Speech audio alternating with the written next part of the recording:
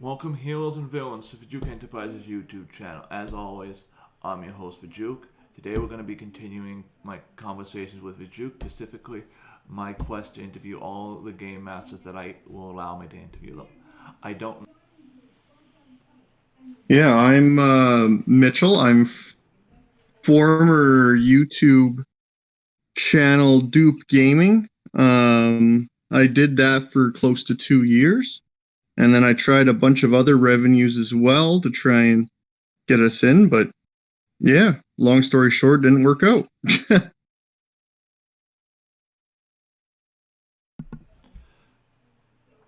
So, how did you get into role-playing games?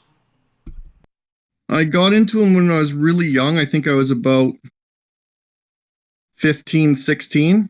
And they helped me just escape the world. They were a nice release and a place that you can go to that you could get away from the troubles that were happening in the world that was real.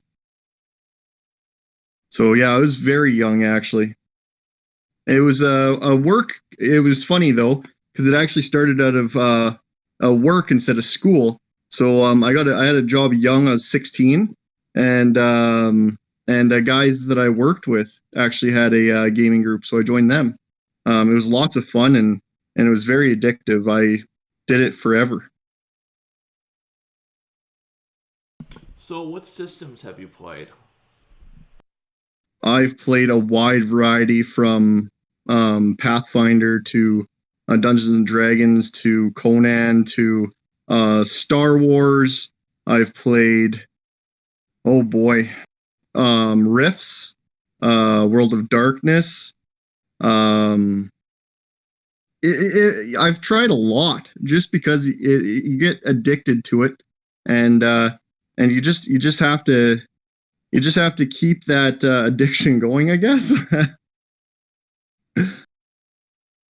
How'd you go from being a player to being a game master?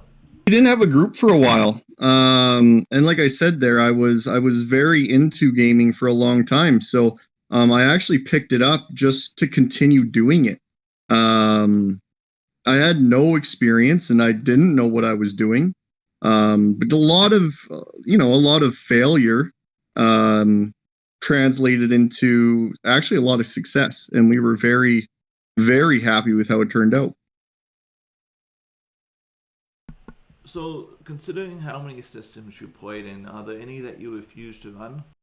I don't refuse to run any because every single system has its ups and downs. Like one I wasn't crazy about that I probably wouldn't go out of my way to play again would probably be like Star Wars.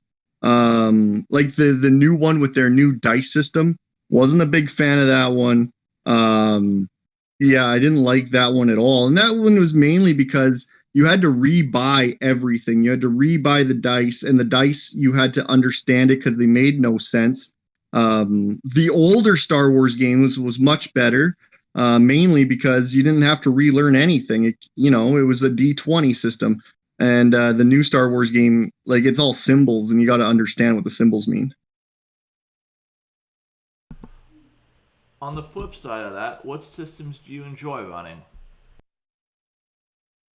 Surprisingly, one of my favorites was the classic four. There was way more restrictions on you, and you couldn't do as much. But for some reason, because it was that video game style, it made it fun because it's a weird one because it's very unpopular. A lot of people don't like fourth edition because of their restrictions, but I don't know. I found it weirdly fun. Like I enjoyed that system a lot, actually. So, with so many games under your belt and that you've been run or played in, do you have any common house rules? House rules as a player, everybody uses dice. They got those weird, you know, like rings or apps on your phone or random rice dice rolling generators and stuff like that. So one of our biggest house rules that I've always done as a player was that Um, you don't mess with the dice. Like, you just have the die and you roll the die. And as a DM, the biggest house rule there was whatever the DM said goed. So it didn't matter what the book really said. If he decided for the story that time that didn't work that way, then unfortunately that's just not the way it goes. Are there any moments of the players completely surprising you that you would like to discuss today? I've had many experiences with my players surprising me. Um, the geez, the biggest advice I can give is just adapt and overcome. Um, the biggest one I could think of off the top of my head is actually as a player, not as a DM. And it happened to one of my best friends, Michael. And he had this big epic campaign set out, and we were going to go into the Underdark. And it was a group of four of us, and we were about to go into the Underdark. We're in the first layer of the cave, right? And we knew it was going to be a long trip. We could foresee this. And he decided to make some fungi in like a fungi field in the top end that his cave dwellers fed off of. And I'll always remember the moment when we decided that we were going to farm a bunch of these mushrooms instead of going into the Underdark. And I remember it got to a point where he got so upset and angry that he like flipped the table and he said, "Fuck this and screw this campaign." And he stormed off into his room, and we couldn't talk to him for the next like 24 hours. He was so angry. And that's the biggest one that I can think of off the top of my head. And that was, it killed the entire campaign, unfortunately. But that was one of the biggest surprises to him. He did not foresee that coming out of everything that he had planned out, that we would turn into mushroom farmers. Are there any fond moments of everything going according to plan that you would like to discuss today? You know, one of my fondest according to plan moments also ended in a surprise, I suppose. It was a long campaign, and we introduced the deck of many things. And then when we finally got the whole deck together, like the players finally had the whole deck together, a majority of the players were scared of it, which was fine. Like, that's fine.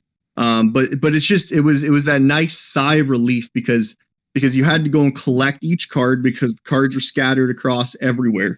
And it was nice to finally see that everything got built and it got put together, which was a feat in its own because campaigns usually don't last that long.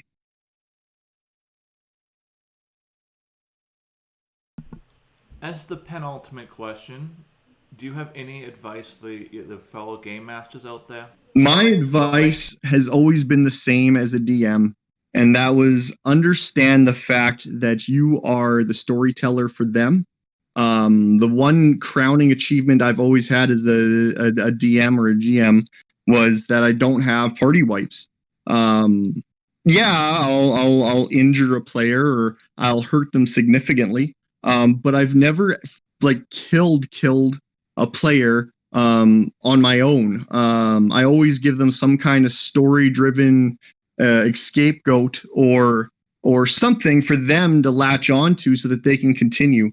I'll always realize that, as the GM or DM, you're there to tell the story and they're there to be the heroes. So as much as fun as it is to be the hero yourself, you're not the player. And if you ever wanted to be the hero, then become the player. If the players try and do something out of this world, sometimes it's just fun to let it happen, and they seem to enjoy themselves more. Like he wants to pull Prince of Persia. Well, you could make them roll each step and then watch them fail horribly, or you could watch their excitement as they do this heroic move that they had planted in their mind, and then they actually feel like they're that action hero or that star. And when you give those moments to them, then they have something to talk about forever. The final question I ask wasn't on the original one, but I've added it because a lot of the people that I've interviewed do have online things. So is there any online thing that you're a part of or care about that you would like to shout out?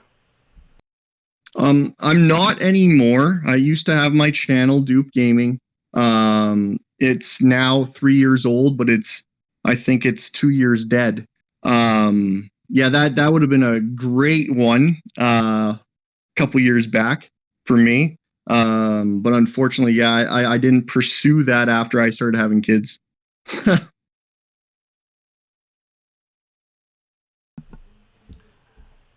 As always, do the YouTube things, comment, like, subscribe, share this video, and even though Duke Gaming is, according to Mitch here, dead, go check it out. I'll have the link for it in the description. Thanks, buddy.